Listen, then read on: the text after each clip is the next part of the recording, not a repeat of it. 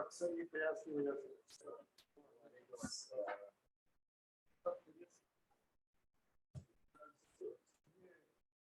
کیسے آ رہا ہے شیڈ آ رہا ہے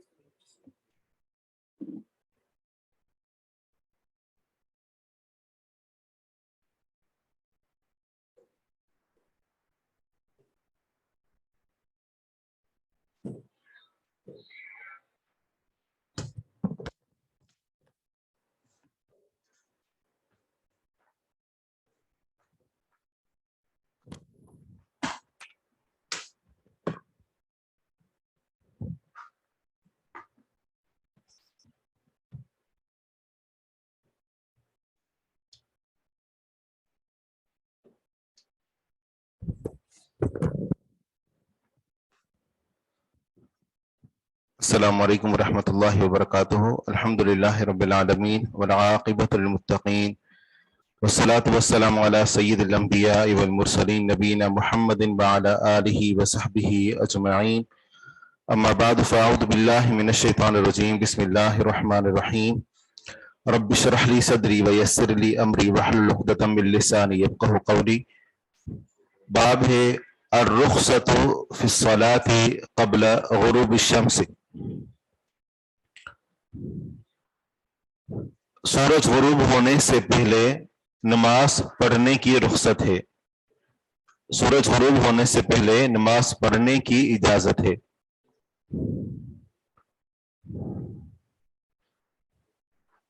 عن عمران بن حدیر قال سألت لاحقا عن الرکعتین قبل غروب الشمس. آپ کے پاس یہیں سے جی. فقال کان عبد اللہ بن زبیر یصلیہما. عمران بن حدیر رحمہ اللہ فرماتے ہیں سألت لاحقا، یہ پوچھے پورا کوئی قصہ ہے اس کی طرف اشارہ ہے کہ میں نے بعد میں سوال کیا. لاحقاً بعد میں سوال کیا. عن الرکعتین، دو رکعتوں کے متعلق. قبل غروب الشمس، سورج غروب ہونے سے پہلے. کہ سورج غروب ہونے سے پہلے اگر کوئی شخص 2 رکعت نماز پڑھنا چاہے عصر کی بعد تو کیا پڑھ سکتا ہے؟ فقال کان عبد اللہ بن زبیر یصلیہما. پیچھے جو ہے عبید اللہ بن معاذ وہ روایت کرتے ہیں، کہتے ہیں کہ مجھے میرے والد معاذ نے خبر دی، ٹھیک ہے نا، میرے والد معاذ نے خبر دی کہ ہمیں عمران بن حدیر نے حدیث بیان کی. بہرحال تو انہوں نے فرمایا کہ عبداللہ بن زبیر یصلیہما، ان دونوں کو پڑھا کرتے تھے. عبداللہ بن زبیر رضی اللہ عنہ سورج غروب ہونے سے پہلے 2 رکعتیں پڑھا کرتے تھے.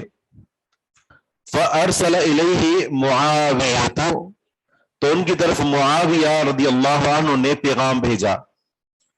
ما ہاتان الرکعتان عند غروب الشمس، یہ دونوں کون سی رکعتیں ہیں؟ ما ہاتان، کیا ہیں یہ دونوں؟ رکعتان، رکعتیں عند غروب الشمس، سورج غروب ہونے کے موقع پر، یعنی سورج غروب ہونے سے پہلے پہلے آپ یہ 2 کون سی رکعت پڑھتے ہیں؟ فاستر الحدیث الی ام سلمۃ، تو وہ مجبور ہوئے ام سلمہ رضی اللہ عنہا کی حدیث کی طرف. فقالت ام سلمۃ ان رسول اللہ صلی اللہ علیہ وسلم کان یصلی رکعتین. ام سلمہ رضی اللہ عنہا نے بیان فرمایا کہ بے شک رسول اللہ صلی اللہ علیہ وسلم 2 رکعتیں پڑھا کرتے تھے.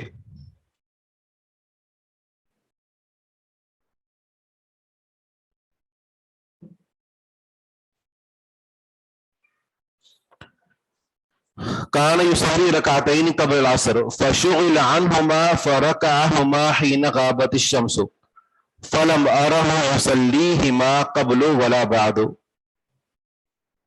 فقالت ام سلمہ رضی اللہ عنہ نے فرمایا کہ بے شک رسول اللہ صلی اللہ علیہ وسلم یصلی کان یصلی رکعتین 2 رکعتیں پڑھا کرتے تھے عصر سے پہلے. فشغل عنہما جیسا کہ پیچھے ذکر ہو چکا ہے کہ انہوں نے فرمایا کہ پھر مصروف کر دیے گئے تھے ان دونوں رکعتوں سے. فرکعہما بس ان دونوں کو پڑھا حین غابت الشمس جب سورج غروب ہونے والا تھا. فلم ارہ یصلیہما قبل ولا بعد میں نے نہیں دیکھا کہ آپ علیہ الصلوۃ والسلام نے ان دونوں رکعتوں کو پڑھا ہو اس سے پہلے نہ اس کے بعد. میں 1 منٹ کے اندر آتا ہوں.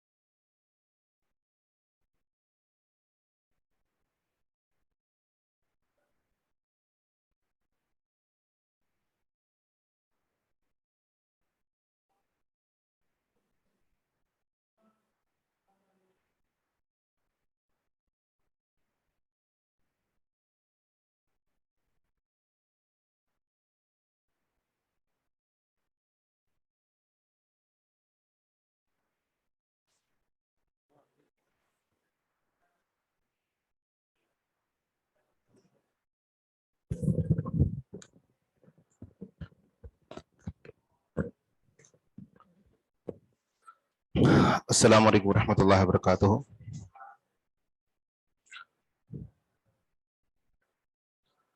حدیث کا ترجمہ یوں ہے کہ آپ کے پاس سند تو نہیں لکھی ہوئی؟ سند نہیں ہے. عمران بن حدیر فرماتے ہیں سألت لاحقاً، یہ لاحقاً میں سمجھ رہا تھا کہ یہ یعنی وہ جو عربی میں ہوتے ہیں نا لاحق، میں نے بعد میں، لیکن یہ ایک راوی کا نام ہے، بارک اللہ فیکم، لاحق بن حمید ایک راوی کا نام ہے۔ لاحق، میں نے لاحق سے سوال کیا ان 2 رکعتوں کے بارے میں جو سورج غروب ہونے سے پہلے ہوتی ہیں، تو لاحق نے بیان کیا کہ عبداللہ بن زبیر رضی اللہ عنہما ان دونوں رکعتوں کو پڑھا کرتے تھے۔ فَأَرْسَلَ إِلَيْهِ مُعَاوِيَةُ، تو معاویہ بن سفیان رضی اللہ عنہ نے پیغام بھیجا عبداللہ بن زبیر رضی اللہ عنہ کی طرف کہ ما هاتان الرکعتان عند غروب الشمس، یہ 2 کیا رکعتیں ہیں جو سورج غروب ہونے کے موقع پر ہوتی ہیں۔ فَاسْتَرَ الْحَدِيثَ إِلَىٰ أُمِّ سَلَمَةَ، تو پھر وہ مجبور ہوئے ام سلمہ رضی اللہ عنہ کی طرف بات کرنے کی طرف، یا ام سلمہ رضی اللہ عنہ کی حدیث کی طرف، کہ وہ ام سلمہ رضی اللہ عنہ سے بات کریں یا ام سلمہ رضی اللہ عنہ سے حدیث معلوم کریں۔ تو ام سلمہ رضی اللہ عنہ نے حدیث بیان کی کہ بے شک رسول اللہ صلی اللہ علیہ وسلم یصلی رکعتین قبل العصر، عصر سے پہلے 2 رکعت نماز پڑھا کرتے تھے۔ فشغل عنہما، یا عصر سے پہلے کی 2 رکعت، اس سے مراد کون سی ہیں؟ جو ظہر کے بعد پڑھی جاتی ہیں۔ فشغل عنہما، بس آپ علیہ الصلوۃ والسلام ان دونوں سے مصروف ہو گئے۔ فرکعہما، بس آپ علیہ الصلوۃ والسلام نے ان دونوں کو پڑھا حین غابت الشمس، جب سورج غروب ہو گیا، یعنی سورج غروب ہونے کے قریب تھا، مطلب عصر کے بعد ان کو پڑھا۔ فلم ارہ یصلیہما قبل ولا بعد، میں نے ان کو نہیں دیکھا کہ وہ نماز پڑھتے ہوں، یعنی آپ علیہ الصلوۃ والسلام کو نہیں دیکھا کہ نماز پڑھتے ہوں قبل ولا بعد، اس سے پہلے یا اس کے بعد، یعنی ایک مرتبہ صرف آپ علیہ الصلوۃ والسلام سے اس طریقے سے 2 رکعت رہ گئی تھی جو ظہر کے بعد پڑھا کرتے تھے، عصر سے پہلے وہ دونوں رکعتیں رہ گئی، تو ایک مرتبہ میں نے آپ علیہ الصلوۃ والسلام کو دیکھا کہ آپ نے عصر کے بعد یعنی سورج غروب ہونے سے پہلے ان دونوں رکعتوں کو پڑھا تھا۔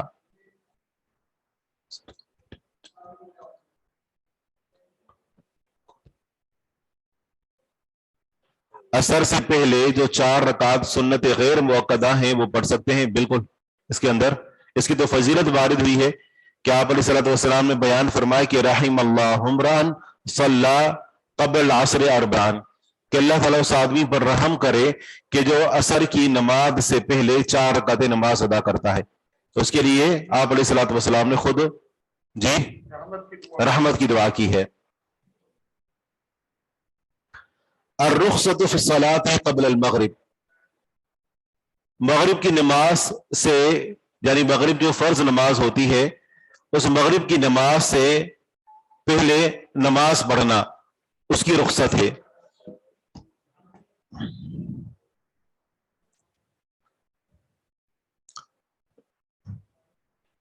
عن ابی الخیر حدثہ ان ابا تمیم الجیشانی قام لیرکع رکعتین قبل المغرب فقلت لعقبۃ بن عامر، ابو الخیر انہوں نے حدیث بیان کی، یزید بن حبیب راوی ہیں، کہتے ہیں کہ ابو الخیر نے ان کو یہ حدیث بیان کی کہ ابو تمیم الجیشانی رحمہ اللہ کھڑے ہوئے تاکہ مغرب کی نماز سے پہلے 2 رکعت پڑھیں۔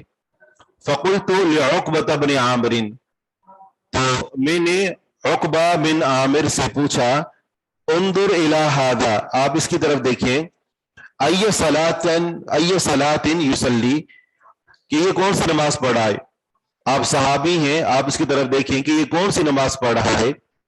فالتفت الیہ، فالتفت بس انہوں نے دیکھا، یا فالتفت بس انہوں نے جھانکا، الیہ اس کی طرف، یعنی ابو تمیم الجیشانی کی طرف، فرآہ بس ان کو دیکھا، فقال فرمائے کہ ہذہ صلاۃ، یہ وہ نماز ہے کنا نصلیھا علی عہد رسول اللہ، کہ جس کو ہم رسول اللہ صلی اللہ علیہ وسلم کے زمانے میں پڑھا کرتے تھے، یعنی انہوں نے اس بات کو برقرار رکھا کہ یہ نماز وہ نماز ہے کہ جس کو ہم نے رسول اللہ صلی اللہ علیہ وسلم کے دور میں پڑھا، اور اس بارے میں صحیح بخاری تک کے اندر احادیث موجود ہیں۔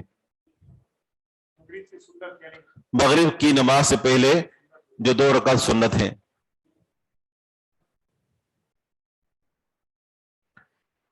حافظ ابن حجر رحمہ اللہ فتح الباری کے اندر فرماتے ہیں کہ ادلہ کو مجموعی طور پر اگر دیکھا جائے تو یہ دلالت معلوم ہوتی ہے کہ یہ 2 رکعتیں پڑھی جائیں اور ان کو ہلکا پڑھا جائے، ٹھیک ہے نا، جس طریقے سے فجر کی 2 رکعتوں میں ہے کہ آپ علیہ الصلوۃ والسلام تہجد پڑھتے تھے اور اس کے بعد فجر کی 2 رکعتوں کو ہلکا پڑھا کرتے تھے، تو اسی طرح یہ 2 رکعت بھی ہلکی پڑھی جائیں۔ اس میں حکمت یہ ہے کہ جو مغرب کی نماز ہے اس کو اول وقت میں پڑھ لیا جائے، اور اگر نماز کے اذان کے فوراً بعد اگر نماز کھڑی کر دی جائے تو ظاہری بات ہے کہ بہت سارے لوگوں کی نمازیں بھی اس سے رہ جائیں گی، اور آپ علیہ الصلوۃ والسلام کا عمومی فرمان ہے کہ بین کل اذان و اقام صلاۃ، کہ ہر اذان اور اقامت کے درمیان نماز ہے، ہر اذان اور اقامت کے درمیان نماز ہے۔ تو بہرحال یہ مغرب کے نماز کے بعد اور مغرب کی نماز سے پہلے سورج غروب ہونے کے بعد یہ جو 2 رکعتیں تو یہ پڑھنا سنت ہے، لیکن امام ابو حنیفہ رحمہ اللہ کی فقہ میں یہ ہے کہ یہ دونوں رکعتیں ثابت نہیں ہیں، لہذا ان کو نہیں پڑھنا چاہیے کیونکہ مغرب میں دیر ہو جائے گی۔ آپ کا کوئی حکم 2 مرتبہ صلو قبل المغرب، صلو قبل المغرب ثم قال لمن شاء کراہیۃ ان یتخذها الناس سنتا، حدیث ہے کہ آپ علیہ الصلوۃ والسلام نے 2 مرتبہ فرمایا کہ مغرب کی نماز سے پہلے نماز پڑھو، مغرب کی نماز سے پہلے نماز پڑھو، پھر تیسری مرتبہ فرمایا کہ جو چاہے، اس ڈر سے کہ کہیں لوگ اس کو ایسی سنت نہ بنا لیں کہ جس سنت کو لازمی طور پر دیا جاتا ہے اس پر پابندی کے ساتھ عمل کیا جاتا ہے۔ فلتفت کا معنی ویسے ہوتا ہے التفات، اردو میں بھی کہتے ہیں جھانکنا، اس سے مراد یہی ہے سورج غروب ہو جائے، مغرب کی نماز کے لیے اذان ہو جائے تو مغرب کی اذان کے بعد فرض نماز سے پہلے 2 رکعت پڑھنا۔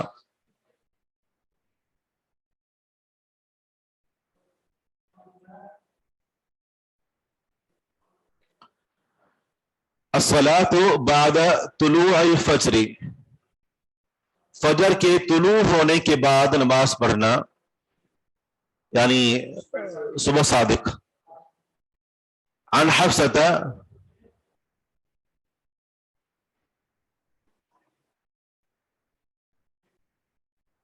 فرآہ، بس عقبہ بن عامر رضی اللہ عنہ نے اسے دیکھا، فرآہ، حرف را فعل ہے اور ہو ضمیر مفعول کی ہے۔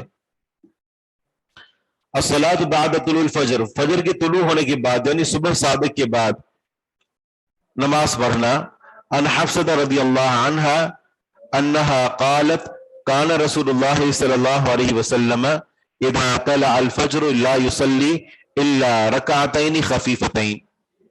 حفصہ رضی اللہ عنہا فرماتی ہیں کہ رسول اللہ صلی اللہ علیہ وسلم جب فجر طلوع ہو جاتی تو نماز نہیں پڑھتے تھے مگر 2 ہلکی رکعتیں، یعنی جو فجر کی جو 2 سنتیں ہیں آپ علیہ الصلوۃ والسلام کو انتہائی ہلکا کر کے پڑھتے، مانا یہ کہ اس کے علاوہ دیگر اور کوئی نماز نہیں پڑھتے۔ یعنی اگر آپ اپنے گھر کے اندر فجر کی جو 2 سنتیں ہیں وہ پڑھ کر اگر آپ مسجد کے اندر آتے ہیں تو آپ تحیۃ المسجد اگر پڑھنا چاہیں تو آپ پڑھ سکتے ہیں، لیکن اگر آپ کے پاس ٹائم موجود ہے اور اگر آپ آئے اور نماز کھڑی ہونے والی ہے تو آپ مسجد میں امام کے ساتھ ہی اگر نماز کے اندر شامل ہو جائیں گے۔ اباحۃ الصلاۃ الی ان یصلی الصبح، نماز کا مباح ہونا یہاں تک کہ صبح کی نماز بندہ پڑھ لے۔ کیا مطلب ہے؟ حدیث سے اس باب کا مطلب واضح ہوتا ہے۔ عن عمرو بن عبسة قال اتيت رسول الله صلی اللہ علیہ وسلم فقلت یا رسول اللہ من اسلم معك۔ عمر بن عبسہ رضی اللہ عنہ فرماتے ہیں کہ میں رسول اللہ صلی اللہ علیہ وسلم کے پاس آیا، بس میں نے کہا اے اللہ کے رسول صلی اللہ علیہ وسلم من اسلم معك، آپ کے ساتھ کون اسلام لایا ہے، یعنی آپ پر کون اسلام لایا ہے؟ قال، آپ علیہ الصلوۃ والسلام نے فرمایا حر و عبد، آزاد اور غلام، یعنی ابو بکر صدیق رضی اللہ عنہ اور بلال رضی اللہ عنہ۔ شروع میں زید بن حارثہ رضی اللہ عنہ، قلت هل من ساعة اقرب الى الله عز وجل من اخرى؟ عمر بن عبسہ رضی اللہ عنہ نے سوال کیا، هل من ساعة، کیا کوئی گھڑی ہے، کیا کوئی ایسا وقت ہے، اقرب الی اللہ عز وجل من اخرى، کہ وہ گھڑی اللہ سبحانہ و تعالیٰ کو کہ زیادہ قریب ہو دوسری گھڑی سے، یعنی کوئی ایسا وقت ہے کہ جس میں بندہ اللہ سبحانہ و تعالیٰ کے زیادہ قریب ہو کسی اور گھڑی سے؟ قال نعم، آپ علیہ الصلوۃ والسلام نے فرمایا کہ جی ہاں، جوف اللیل الآخر، آخری رات کا جو آخر ہوتا ہے اس کا درمیان، رات کے آخری پہر کا درمیان، فصلی ما بدا لک، پس نماز پڑھو، ما بدا لک، جو تمہارے لیے ظاہر ہو، یہ لفظی معنی ہے، جو تمہارے لیے ظاہر ہو، مطلب یہ ہے کہ جو تمہیں توفیق ہو، فصلی، بس نماز پڑھو، ما بدا لک، جو تمہارے لیے ظاہر ہو، مطلب جس کی تمہیں توفیق ملے، حتی تصلی صبح، یہاں تک کہ تم صبح کی نماز پڑھ لو، ٹھیک ہے نا۔ یہاں سے کیا پتا چلا کہ رات کے آخری پہر سے لے کر اور صبح کی جو نماز ہے، فجر کی جو نماز ہے، اس سے پہلے پہلے تک آپ جتنا بھی وقت اس کے اندر آپ نماز کا اہتمام کرنا چاہیں تو آپ پڑھ سکتے ہیں۔ ثم انتہی، پھر آپ رک جائیں، حتی تطلع الشمس، یہاں تک کہ سورج طلوع ہو جائے، یعنی فجر کی نماز آپ نے پڑھ لی، اب فجر کی نماز کے بعد نماز نہ پڑھیں یہاں تک کہ سورج طلوع ہو جائے۔ وما دامت، اور جب تک وہ رہے، یعنی جب تک جو سورج پوری طرح طلوع نہیں ہو جاتا۔ وقال ایوب فما دامت کأنها حجفة حتى تنتشر، اور جب تک وہ رہے گویا کہ وہ حجفتن، وہ کوئی ڈھال ہو، ڈھال سمجھتے نا جو لڑائیوں میں کام آتی تھی، حتی تنتشر، یہاں تک کہ پھیل جائے، مطلب کہ سورج جب نکلتا ہے تو جس طریقے سے وہ ڈھال ہوتا ہے اس کے کنارے نظر آ رہے ہوتے ہیں، تو اس وقت بھی نماز نہیں پڑھنی یہاں تک کہ اس کے اندر پوری روشنی آ جائے۔ ثم صلی، حتی تنتشر، یہاں تک کہ پھیل جائے، مطلب اس کی روشنی پھیل جائے۔ ثم صلی ما بدا لک، پھر آپ نماز پڑھیں، ما بدا لک، جو آپ کے لیے ظاہر ہو، مطلب جس کی آپ کو توفیق ملے، جس کے اندر آپ کے اندر استطاعت ہو، حتی یقوم العمود علی ظلہ، یہاں تک کہ کھڑا ہو جائے ستون اپنے سائے پر، ستون اپنے سائے پر، یعنی سورج جب بالکل درمیان میں آ جائے اور ستون کا سایہ یوں چھپ جائے کہ وہ صرف اس ستون کے ارد گرد، ستون کی جڑ کے اندر ہو، اور آپ کو ایسا محسوس ہونے لگے کہ گویا ستون اپنی جڑ کے اوپر، اپنے سائے کے اوپر کھڑا ہے، تو اس وقت آپ نے نماز نہیں پڑھنی۔ ثم انتہی، جب آپ دیکھیں کہ ستون اپنے سائے پر کھڑا ہے، ثم انتہی، پھر آپ رک جائیں، حتی تزول الشمس، یہاں تک کہ سورج ڈھل جائے۔ فإن جہنم تسجر نصف النہار، بلا شبہ جہنم اس کو بھڑکایا جاتا ہے نصف النہار، دن کے آدھے میں، دن کے درمیان میں۔ ثم صلی ما بدا لک، پھر آپ نماز پڑھیں، ما بدا لک، کہ جو آپ کے سامنے ظاہر ہو، یعنی جس کے اندر آپ کو توفیق ملے، حتی تصلی العصر، یہاں تک کہ آپ عصر کی نماز پڑھ لیں۔ ثم انتہی، پھر آپ رک جائیں، حتی تغرب الشمس، عصر کے بعد کوئی نماز نہیں پڑھنی یہاں تک کہ سورج غروب ہو جائے۔ فإنها تغرب بین قرنی الشیطان، بے شک وہ غروب ہوتا ہے شیطان کے دو سینگوں کے درمیان۔ وتطلع بین قرنی الشیطان، اور وہ طلوع ہوتا ہے شیطان کے دو سینگوں کے درمیان۔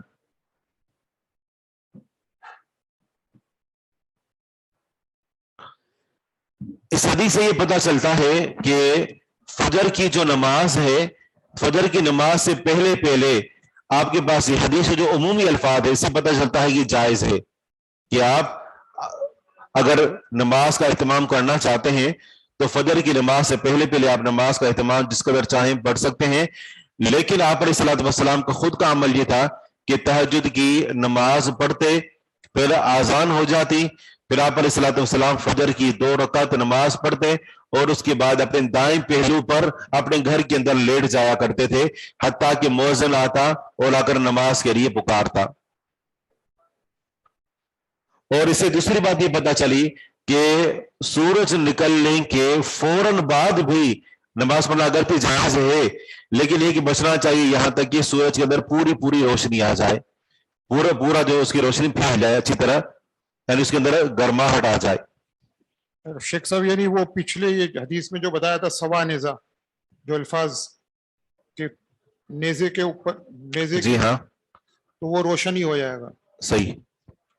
دوسری بات یہ ہے شیخ صاحب کہ وہ وطر کا اس میں ذکر نہیں ہے کیونکہ یہ حدیث عمومی ہے. صحیح. کیونکہ وطر پر بہت ہی تاکید ہے صحیح. جو دیگر احادیث میں وارد ہے. ٹھیک ہے.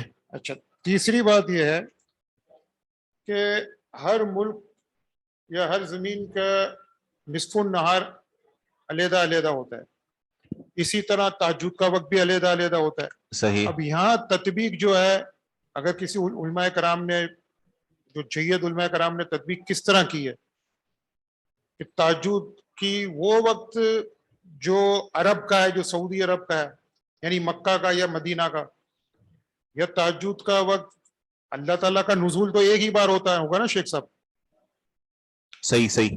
ٹھیک ہے. ایک مسئلہ یہ ہے. صحیح. دوسرا مطلب نصف النہار، ہر ملک کا نصف النہار جو ہوگا وہ تو چلو ہم سمجھ سکتے ہیں، استنباط کر سکتے ہیں، لے سکتے ہیں.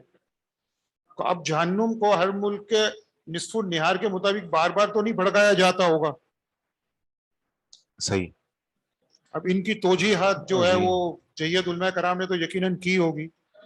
اب یہ جب بات آتی ہے اللہ سبحانہ و تعالیٰ کی صفات کی یا غیب سے متعلق امور کی، کہ نصف النہار جب ہوتا ہے تو جہنم کو بھڑکایا جاتا ہے اور ہر ملک میں نصف النہار الگ الگ ہوتا ہے. اور پھر یہ ہے کہ اللہ سبحانہ و تعالیٰ آسمان دنیا پر نزول فرماتا ہے رات کے آخری تیسرے پہر میں، تو یہ جو ہے وہ آخری تیسرا پہر بھی ہر ملک کے لحاظ سے مختلف ہوتا رہتا ہے. تو یہ بات یہ کہ یہ ساری باتیں غیبیات سے کے ساتھ تعلق رکھتی ہیں اور یہ انسان کی عقل میں آنے والی نہیں ہے.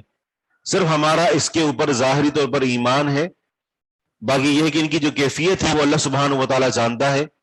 دوسری بات ہے کہ اللہ سبحانہ و تعالیٰ ہر ایک چیز کے اوپر قادر ہے. یہ چیز تو ہماری سمجھ میں نہیں آ رہی نا کہ یہ پوری کائنات اور اس کے اندر جو کچھ بھی ہو رہا ہے، تو یہ نصف النہار کس ملک کا ہوگا، کس جگہ کا ہوگا، تو اس وقت جہنم کو بھڑکایا جائے گا. تو اللہ سبحانہ و تعالیٰ کے ہاں ہر ایک چیز اللہ سبحانہ و تعالیٰ اس کے اوپر قادر ہے.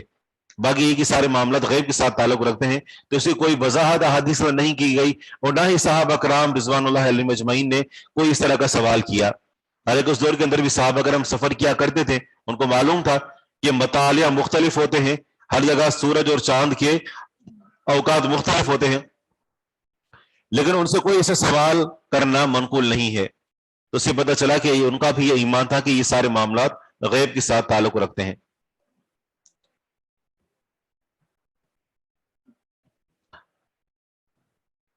اسی طرح یہ سوال بھی ہوتا ہے کہ جو ہے وہ شیطان آ جاتا ہے، تو شیطان جو ہے وہ زوال کے موقع پر آ جاتا ہے، غروب ہوتے وقت آتا ہے، طلوع ہوتے وقت آتا ہے. تو وہ تو ہر وقت دنیا میں کہیں نہ کہیں سورج طلوع ہو رہا ہوتا ہے، کہیں نہ کہیں غروب ہو رہا ہوتا ہے. تو شیطان کب تک کھڑا رہتا ہے؟ ٹھیک ہے، تو یہ کہ کیا ہر وقت ہی اس کے سامنے رہتا ہے؟ تو بس اس کے اوپر ہمارا ایمان ہے. جی. ایک بس یہ جیسے ایک توجیہ تو خود مطلب شریعت میں یا رسول اللہ صلی اللہ علیہ وسلم نے اپنا لیلۃ القدر کے متعلق بیان فرمائی کہ لیلۃ القدر جو ہے وہ کب وارد ہوتی ہے. صحیح. اب اسے اول تو آپ بتانے کے لیے نکلے لیکن وہ محو ہو گئی آپ سے. صحیح. اس کے بعد رسول اللہ صلی اللہ علیہ وسلم نے اسے آخری عشرے میں تلاش کرنے کا حکم دیا. صحیح. پھر آخری عشرے میں بھی پھر آپ نے تاک راتوں میں اسے تلاش کرنے کا صحیح تاکید کی. صحیح. تو اب یہ سمجھ میں آ اس میں تو ایک توجیہ سامنے آ جاتی ہے کہ لیلۃ القدر جو ہے کسی بھی ملک یا اس کے حساب سے تاک راتوں میں یا آخری عشرے میں تو لازماً لگنی ہے. صحیح. جیسے ایک توجہ سمجھ میں آ جاتی ہے نا یہ تو.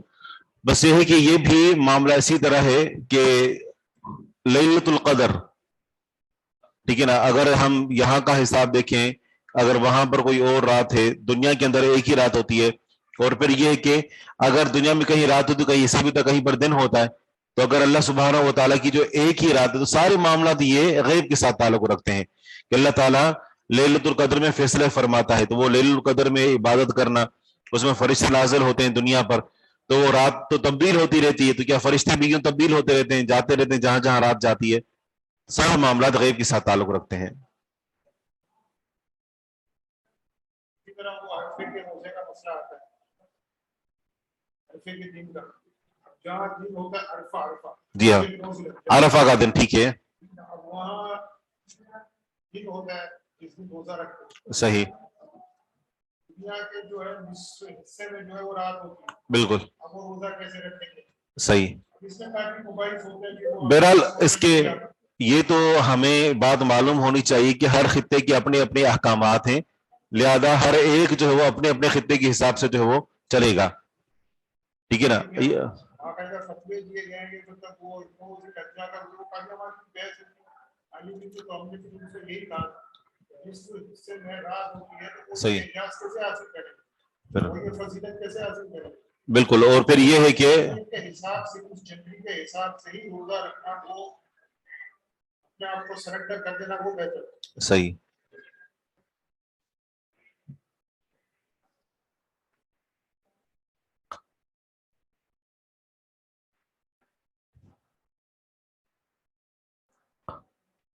اباحۃ الصلاۃ فی الساعات کلھا بمکہ، نماز پڑھنا مباح ہے، نماز پڑھنا جائز ہے تمام اوقات میں مکہ میں.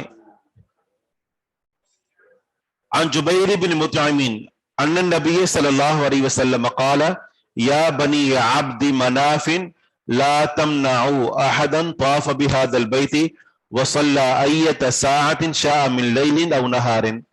جبیر بن مطعم رضی اللہ عنہ فرماتے ہیں کہ بے شک نبی علیہ الصلوۃ والسلام نے فرمایا، اے بنی عبد مناف، آپ علیہ الصلوۃ والسلام نے تمام قریش کو چھوڑ کر ان کو اس لیے مخاطب کیا کیونکہ آپ علیہ الصلوۃ والسلام کو معلوم تھا کہ جو خلافت ہے اور ان معاملات کی جو ذمہ داری ہے تو انہی کی طرف رہے گی، اور یہی جو وہ مکہ کے سردار رہیں گے، اور یہی لوگ ہوں گے کہ جن کے پاس مکہ کے تمام امور صدانت اور یہ ہے کہ تمام امور کی نگرانی یہ ان کے پاس رہے گی. اس لیے آپ علیہ الصلوۃ والسلام نے ان کو مخاطب کیا. فرمایا کہ لا تمنعوا احدا، نہ منع کرو کسی ایک کو، کسی بھی ایک کو منع نہ کرو، طاف بهذا البیت، جو اس گھر کا طواف کرے، وصلی اور نماز پڑھے، ایۃ ساعۃ کسی بھی گھڑی، شاء جو وہ چاہے، من لیل او نہار دن میں یا رات میں. امام ابو حنیفہ رحمہ اللہ کا اس حدیث کے بارے میں کہنا یہ ہے کہ اس حدیث میں جو آپ علیہ الصلوۃ والسلام بیان فرمایا ہے کہ اے بنی عبد مناف، تم نہ منع کرو کسی بھی ایک کو جو اس گھر کا طواف کرے، یعنی بیت اللہ کا طواف کرے اور نماز پڑھے کسی بھی گھڑی جس وقت وہ چاہے، رات کی ہو یا دن کی. تو کہتے ہیں کہ اس سے مراد وہ جو تین اوقات ہیں، تین اوقات کہ جن میں نماز پڑھنے سے منع کیا گیا ہے، وہ تین اوقات اس سے خارج ہیں. لیکن دوسری طرف جب ہم دیگر ائمہ کے اقوال کی طرف دیکھتے ہیں تو پتہ چلتا ہے کہ وہ جو خصوصیت ہے، یعنی تین اوقات میں نماز نہ پڑھنا، وہ یہاں مسجد حرام کے علاوہ کے لیے ہے. مسجد حرام کے اندر کیونکہ یہاں پر بھیڑ لگ سکتی ہے اور یہ کہ وقت بس اوقات انسان کے پاس محدود ہوتا ہے، دوسری شریعت کی طرف سے رخصت ہے کہ آپ اس یعنی صرف حرم کے اندر رہتے ہوئے آپ کسی بھی وقت نماز پڑھ سکتے ہیں. جیسا کہ ہم نے ذکر کیا کہ صرف امام ابو حنیفہ رحمہ اللہ کا یہ موقف ہے کہ آپ ان تین ممنوع اوقات کو چھوڑ کر اور باقی اوقات میں نماز پڑھ سکتے ہیں، لیکن دیگر ائمہ کہتے ہیں کہ نہیں، آپ کسی بھی وقت پڑھ سکتے ہیں. اور وہ جو عام حکم دیا گیا ہے کہ تین ممنوع اوقات کے اندر نماز نہیں پڑھنا، وہ دیگر جگہوں کے لیے ہے. مسجد حرام کے لیے خاص طور پر یہ دلیل آ گئی کہ آپ کسی بھی وقت کسی کو بھی منع نہ کریں حرم کی برکت کی وجہ سے.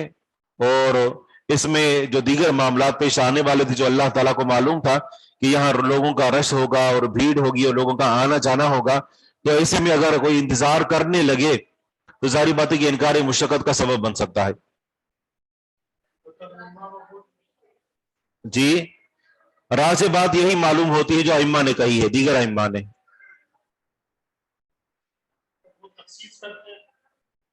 جی جی ہاں، کانہا حاجفتن، گویا کہ وہ ڈھال ہو، کسی حدیث کے اندر لفظ گزرا ہے۔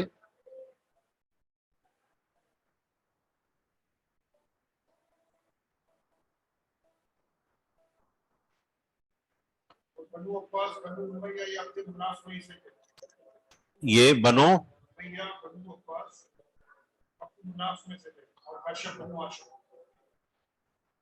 بنو ہاشم تو ہے، ٹھیک ہے صحیح، ہاں بنو عباس تو ہے، جی ہاں۔ بنو امیہ جو ہے یعنی اوپر جا کر وہ خاندان جا کر ملتا ہے۔ اب یہ پتہ نہیں کہ یہ اس کے اندر ہی ہے، بنو عبد مناف کے اندر ہے یا اسے اوپر ہے۔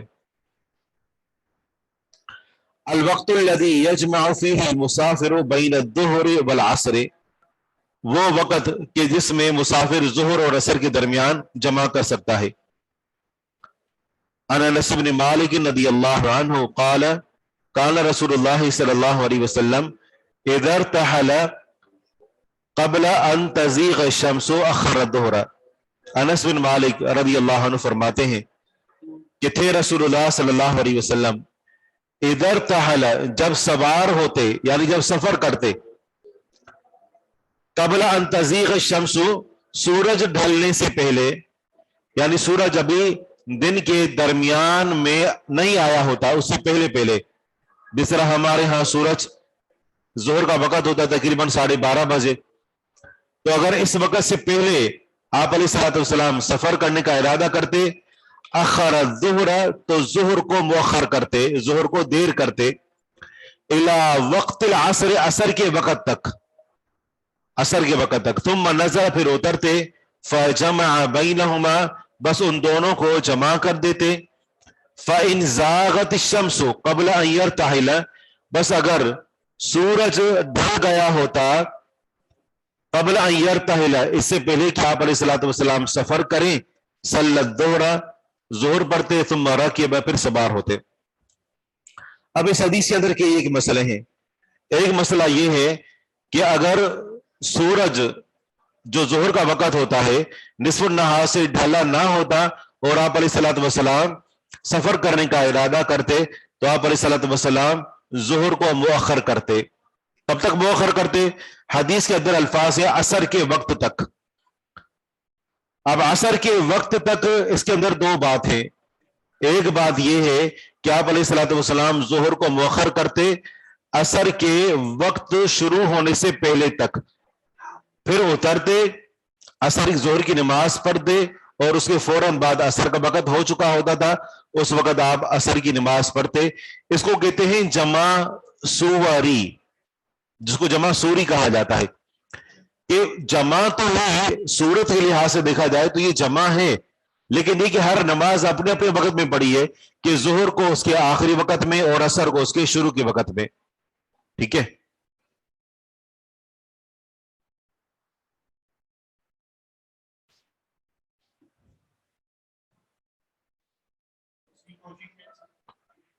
اور دوسری توجہ یہ ہے کہ اگر یہ کہا جائے کہ ظہر کو اس کے آخری وقت میں پڑھنا ہے جب آپ فارغ ہوں اور اس کے بعد عصر کا اول وقت شروع ہو، تو اس میں ایک مشقت کا پہلو ہے۔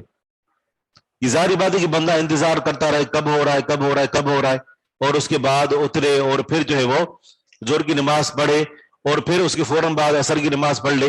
تو یہ جو وقت کی جو دقت ہے، وقت کو اس قدر باریک بینی کے ساتھ دیکھنا، یہ انسان کے لیے مشقت کا سبب بن سکتا ہے۔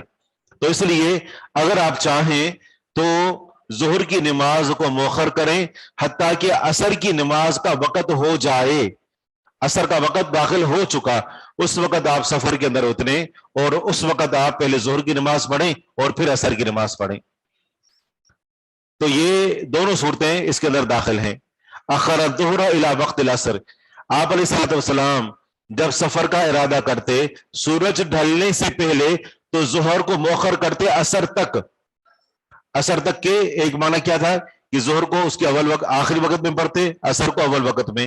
اور دوسرا معنی یہ ہے کہ اثر کا وقت داخل ہو چکا ہوتا تھا اور آپ علیہ الصلوۃ والسلام اترتے, پہلے ظہر پڑھتے اور پھر اثر پڑھتے. آگے کہتے ہیں فجمع ثم نزل, پھر اترتے فجمع بینہما, بس ان دونوں کو جمع کرتے.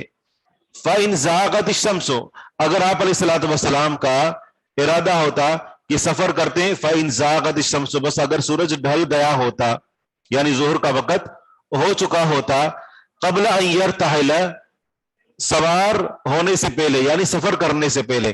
آپ نے سفر کا ارادہ کیا ظہر کے بعد, سفر کرنے سے پہلے ظہر کا وقت ہو گیا تو پھر کیا کرتے, صلی الظہر, ظہر کی نماز پڑھتے, ثم رکب, پھر سوار ہوتے. اس سے کیا معلوم ہوتا ہے کہ ظہر کی نماز پڑھتے عصر کی نہیں پڑھتے تھے, جبکہ دیگر تمام احادیث میں یہ بات موجود ہے کہ اگر آپ علیہ الصلوۃ والسلام جب ظہر کا وقت ہو چکا ہوتا تھا اور اس کے بعد سفر کا ارادہ کرتے تھے تو ظہر بھی پڑھتے اور ساتھ میں عصر بھی پڑھتے. یعنی ابھی مدینہ کے اندر ہی موجود ہیں اور نکلنے کا ارادہ کیا, مدینہ میں ہی ظہر کا وقت ہو گیا تو پہلے ظہر کی 4 رکعت پڑھی اور پھر عصر کی نماز, وہ بھی کتنی, وہ بھی 4 ہی, کیونکہ ابھی سفر شروع نہیں ہوا.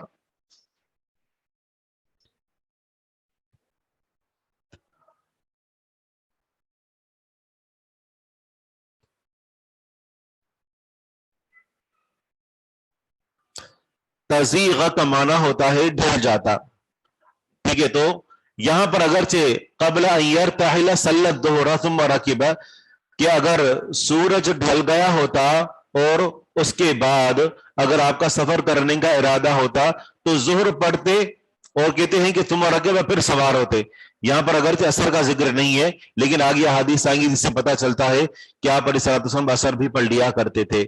سر اس دور میں جو بیماری کے نام پر حرم میں نماز پڑھنا مشکل بنا دیا گیا ہے, یہ بھی اس کے اندر شامل ہے. کس کے اندر شامل ہے؟ کسی بھی وقت نماز پڑھنا اس کے اندر, یا پھر یہ ہے کہ 2 نمازوں کو ایک ہی موقع پر پڑھنا اس کے اندر؟ اگر تو اس سے مراد یہ ہے کہ حرم کے اندر اگر نماز پڑھنا منع ہے اور بندہ ایک ہی نماز پڑھ لیتا ہے مثال کے طور پر, اور اس کو پتا ہے کہ میں دوسری نماز کے لیے آنا میرے لیے مشقت کا سبب بنے گا, تو وہاں جمع نہیں کرے گا, وہ دوسری جس جگہ پر بھی موجود ہو نماز کا وقت ہو تو وہیں پر پڑھ لے, اگر حرم میں آنا دوبارہ سے مشکل ہے.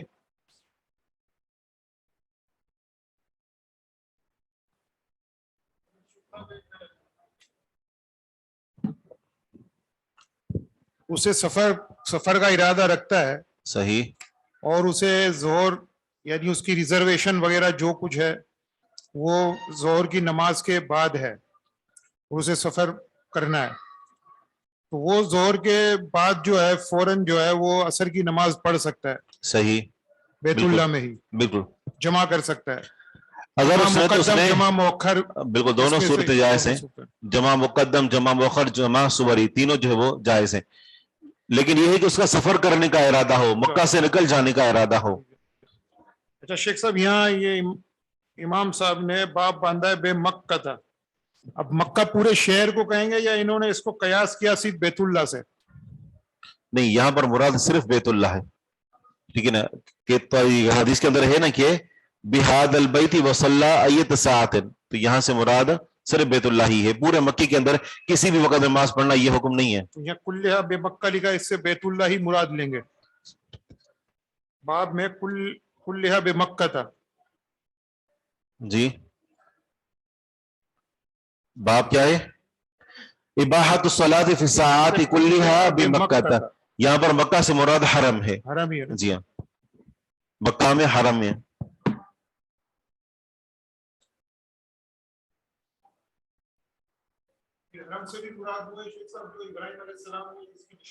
نہیں, یہ مراد نہیں ہے. حرم سے مراد یہ مسجد حرام ہے, یعنی وہ نہیں 2 پہاڑوں کے درمیان کسی بھی مسجد میں کسی وقت نماز پڑھیں, یہ نہیں ہے. یہ صرف جو ہے وہ خانہ کعبہ کے اندر ہے, اور وجہ یہی ہے کہ لوگ آتے جاتے رہتے ہیں, پھر طواف کا مسئلہ ہے, کسی بھی وقت طواف کرتے ہیں آ کر, اگر انتظار کرتے رہیں گے تو پھر ان کے لیے مشقت کا سبب بنے گا. اس حدیث نمبر 585 میں منع کیا گیا ہے. کیا منع کیا گیا ہے؟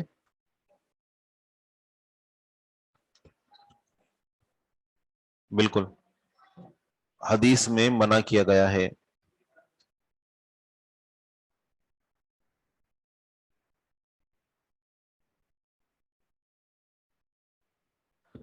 یہاں پر مکہ سے مراد صرف حرم ہی نہیں، حدود حرم مراد نہیں ہے، بلکہ یہاں پر مکہ سے مراد مسجد حرام ہے، یہ مطلب ہے.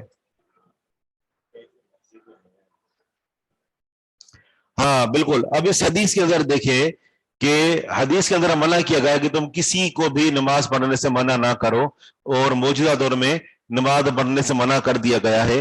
تو یہ ایک وبائی صورتحال ہے، ایک یعنی عذر کی صورتحال ہے. تو اس وجہ سے کہیں بیماری پھیلنے کا مزید خدشہ نہ ہو. تو کیا دوبارہ پابندیاں لگ گئی ہیں، مطلب دوبارہ فاصلے سے نماز پڑھ رہے ہیں، یا دوبارہ سے مل کر نماز ہو رہی ہیں؟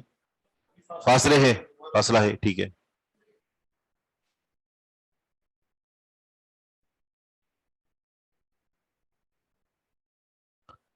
ہاں ابھی بھی کہہ رہے ہیں کہ فاصلے سے نماز ہو رہی ہے. اللہ المستعان. الوقت الذي يجمع فيه المسافر بين الظهر والعصر، یہ ہم نے پڑھی. اگلی حدیث ہے اس کی کہ کوئی کس وقت مسافر ظہر اور عصر کو جمع کر سکتا ہے. حدیث آگے نمبر ہے 587.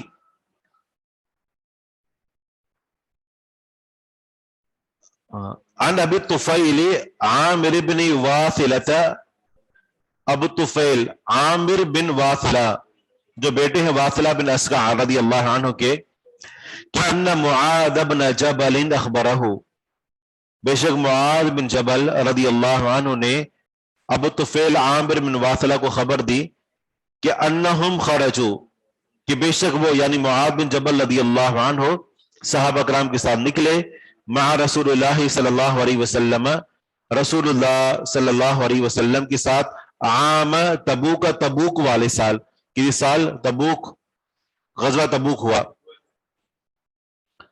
فقال رسول اللہ صلی اللہ علیہ وسلم یجمع بین الظہر والعصر والمغرب والعشاء، آپ علیہ الصلوۃ والسلام جمع کیا کرتے تھے ظہر اور عصر کے درمیان اور مغرب اور عشاء کے درمیان. فاخر الصلاۃ یوما، پس آپ علیہ الصلوۃ والسلام نے ایک دن نماز کو مؤخر کیا. ثم خرج فصلی الظہر والعصر جميعا، پھر آپ علیہ الصلوۃ والسلام نکلے پس ظہر اور عصر کو اکٹھے پڑھا. ثم دخل، پھر داخل ہوئے. ثم خرج، پھر نکلے. فصلی المغرب والعشاء، بس آپ علیہ الصلوۃ والسلام نے مغرب اور عشاء کی نماز پڑھائی. تو بہرحال یہ ہے کہ ظہر اور عصر دونوں کو جمع کر سکتے ہیں، ظہر میں بھی، عصر میں بھی، اور درمیان میں بھی. اسی طرح مغرب اور عشاء کو بھی اسی صورت سے جمع کر سکتے ہیں، مغرب میں بھی، عشاء میں بھی، اور دونوں کے درمیان میں بھی.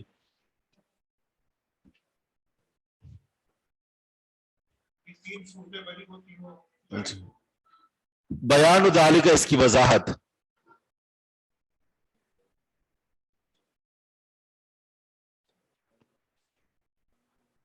آپ کے ہاں کہاں سے شروع ہوئی؟ کثیر سے. عن کثیر ابن قاروندہ قال سألت سالم بن عبد اللہ، کثیر بن قاروندہ رحمہ اللہ فرماتے ہیں کہ میں نے سالم بن عبداللہ بن عمر رضی اللہ عنہما سے سوال کیا، عن صلاۃ ابیہ، ان کے والد کی نماز کے بارے میں، کہ سالم آپ کے والد عبداللہ کیسے نماز پڑھا کرتے تھے، فی السفر، سفر میں. وسألناہ، اور ہم نے سالم بن عبداللہ سے سوال کیا، حل کان یجمع، کیا عبداللہ بن عمر رضی اللہ عنہما جمع کیا کرتے تھے، بین شیء من صلاتہ فی سفرہ، اپنے سفر میں نمازوں میں سے کسی بھی نماز میں، بین شیء من صلاتہ، اپنی نماز میں سے کسی بھی چیز میں، فی سفر، اپنے سفر میں، یعنی کچھ نمازوں کو جمع کیا کرتے تھے. فذکر، تو سالم بن عبداللہ نے ذکر کیا کہ ان صفیہ بنت ابی عبید، کہ بے شک صفیہ بنت ابی عبید، کانت تحتہ، وہ ان کے نیچے تھی. مطلب عبداللہ بن عمر رضی اللہ عنہ کے عقد میں تھی، نکاح میں تھی. بے شک صفیہ بنت ابی عبید ان کے تحت تھی، مطلب ان کے نکاح میں تھی عبداللہ بن عمر رضی اللہ عنہما کے. فکتبت الیہ، بس انہوں نے اس کی طرف لکھا، یعنی پیغام لکھ کر بھیجا. وَهُوَ فِي زَرَّاعَةٍ لَهُ، اور وہ اپنے کھیت میں تھے. عبداللہ بن عمر رضی اللہ عنہ مدینہ سے باہر اپنے کھیت کے اندر تھے. خط میں یہ لکھا صفیہ نے کہ انی فی آخر یوم من ایام الدنیا، کہ بے شک میں دنیا کے دنوں میں سے آخری دن میں ہوں. وَأَوَّلِ يَوْمٍ مِّنَ الْآخِرَةِ، اور آخرت کے پہلے دن میں ہوں. مطلب ہے کہ میں مرنے کی قریب ہوں، میری طبیعت انتہائی خراب ہے، میں مرنے کی قریب ہوں. فَرَكِبَ، بس وہ سوار ہوئے عبداللہ بن عمر رضی اللہ عنہ. فَأَسْرَعَ السَّيْرَ، فَأَسْرَعَ، بس انہوں نے جلدی کی، السَّيْرَ چلنے میں، یعنی سواری پر سوار ہو کر اور سواری کو دوڑانے میں جلدی کی. الیہا، ان کی طرف، یعنی اپنی بیوی کی طرف. حتی، یہاں تک کہ اذا حانت صلاۃ الظہر، اذا حانت، جب قریب آ گئی، صلاۃ الظہر، ظہر کی نماز، یعنی ظہر کی نماز قریب آ گئی، مطلب ظہر کی نماز کا وقت ہو گیا، حانت قریب آ گئی. قال له المؤذن، تو عبداللہ بن عمر رضی اللہ عنہما سے مؤذن نے کہا، الصلاۃ یا ابا عبد الرحمن، نماز اے ابو عبد الرحمن. یہ عبداللہ بن عمر رضی اللہ عنہما کی کنیت تھی. فلم یلتفت الی، فلم یلتفت، بس انہوں نے کوئی التفات نہیں کیا، اس کی طرف نہیں جھانکا، نہیں دیکھا، نہیں توجہ دی. فلم یلتفت، بس نہیں توجہ دی، یعنی مؤذن کی بات پر کوئی توجہ نہیں دی. حتی، یہاں تک کہ اذا کان، جب ہو گئے، بین صلاتین، دو نمازوں کے درمیان، یعنی ظہر کا آخری وقت اور عصر کا اول وقت، دو نمازوں کے درمیان میں پہنچے. نزل، اترے. فقال، بس کہا عبداللہ بن عمر رضی اللہ عنہ نے، اقم، اقامت کہو. فاذا سلمت، بس جب میں سلام پھیر لوں، فاقم، بس تم اقامت کہنا، یعنی پہلے ظہر کی نماز کے لیے اقامت کہو اور پھر عصر کی نماز کے لیے اقامت کہنا جب میں سلام پھیر دوں. فصلی، بس انہوں نے نماز پڑھی. ثم رکب، پھر سوار ہوئے. حتی اذا غابت الشمس، یہاں تک کہ جب سورج غروب ہو گیا. قال له المؤذن الصلاۃ، تو ان سے مؤذن نے کہا کہ نماز.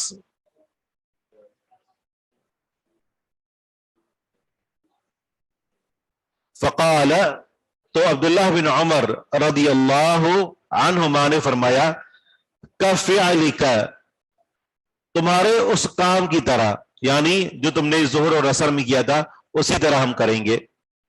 کفعلک، تمہارے کام کی طرح. فی صلاۃ الظہر والعصر، جو ظہر اور عصر کی نماز میں ہوا، جس طرح تم نے ظہر اور عصر کی نماز میں کیا اسی طرح ہم کریں گے. تم سارا، پھر چل پڑے.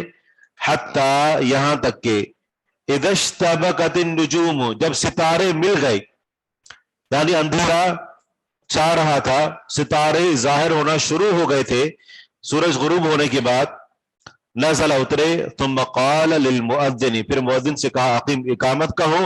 فاذا سلمت، بس جب میں سلام پھیر لوں، فاقم، بس تم اقامت کہنا.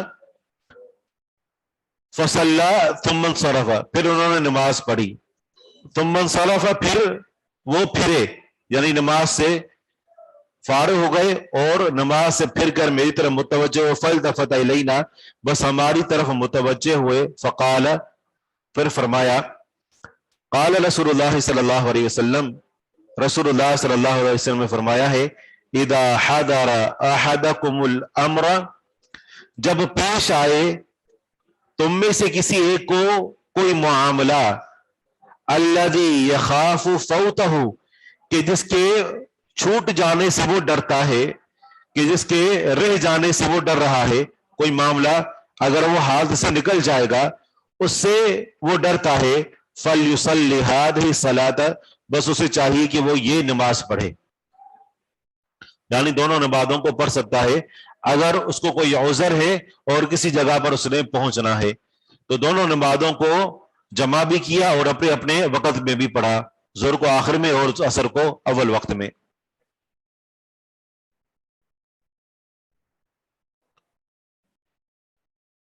فَلْيُصَلِّ هَٰذِهِ الصَّلَاةَ، الصلاۃ پر نصب اس لیے ہے کیونکہ هذه اسم اشارہ اور الصلاۃ مشار الیہ یہ دونوں مل کر مفعول ہو رہے ہیں فلیصلی فعل کے۔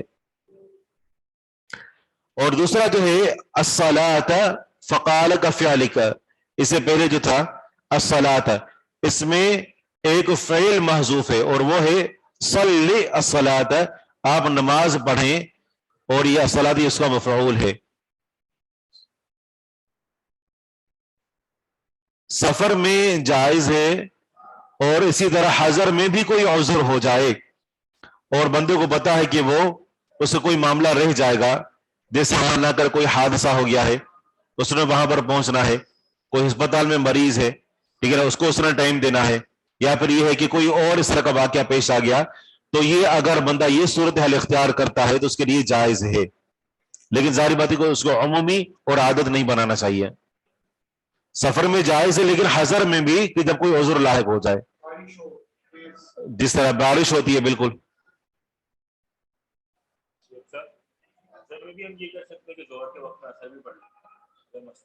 اگر عذر ہو تو سفر میں تو جائز ہی، حضر میں بھی آگے باب آ رہا ہے، ٹھیک ہے نا، تو اس میں بھی ہے کہ حضر میں بھی ہم پڑھ سکتے ہیں، ٹھیک ہے۔ بارک اللہ فیکم، سبحانک اللہم و بحمدک، اشہد ان لا الہ الا انت، استغفرک و اتوب الیک۔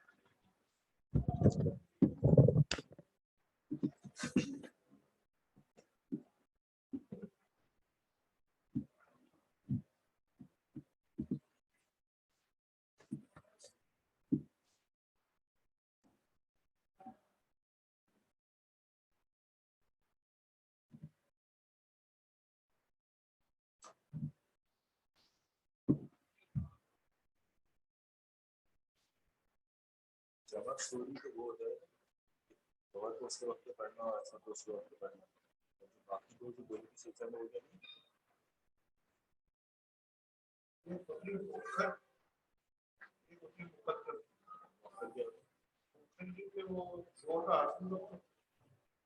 سلام